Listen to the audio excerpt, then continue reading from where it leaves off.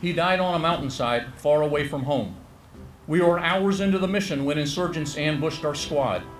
They marred the beauty of that crisp emerald morning with the rocket-propelled grenades. Chased by hellfire, he was the first one hit. He died instantly.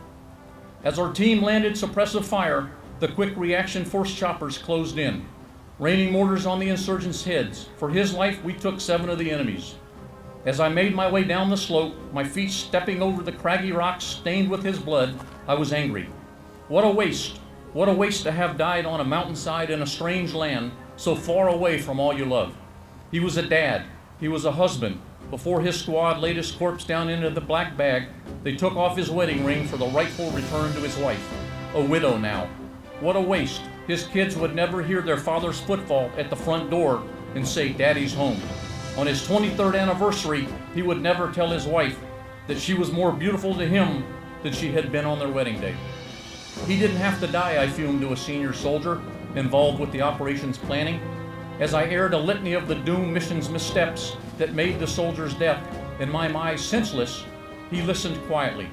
He let me rant, perhaps knowing it was the first mission of my first deployment, knowing it was the first combat death I had experienced, knowing I was a junior soldier who hadn't a hoot as to what it took to begin to plan an operation, let alone understand that when something goes wrong on the battlefield, the tremors of responsibility are perhaps felt more deeply at the top than on the ground. He let me rant. After having unleashed my righteous indignation on him, he looked at me soberly and simply asked, "Who knows? Who knows? But that soldier's death may have saved many lives," he queried.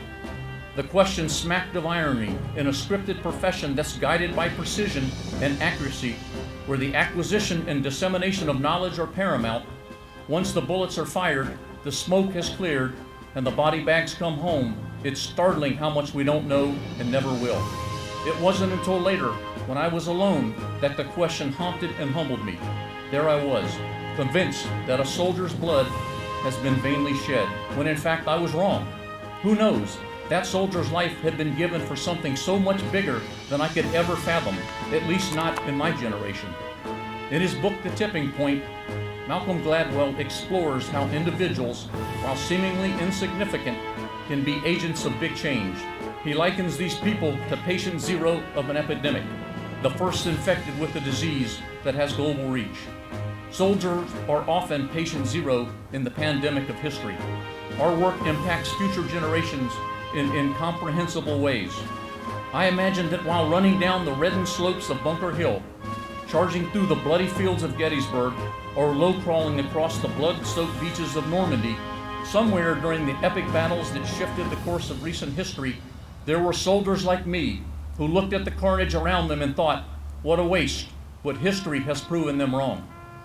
Although he died on a mountainside far away from home, history will sanctify his blood, history will glorify his life, and history will immortalize his sacrifice. God bless those who gave the ultimate sacrifice and brought our liberties with their blood. God bless those men and women in harm's way today, continuing to preserve the freedoms. God bless our incredible service members, their families, and God bless this great Army. Thank you for being here this evening, for honoring those heroes that have passed, those that are still with us, and those that will continue to serve. It's been my honor to speak with you. Have a safe and a memorable Veterans Day. God bless you. Phantom Warriors, Army Strong.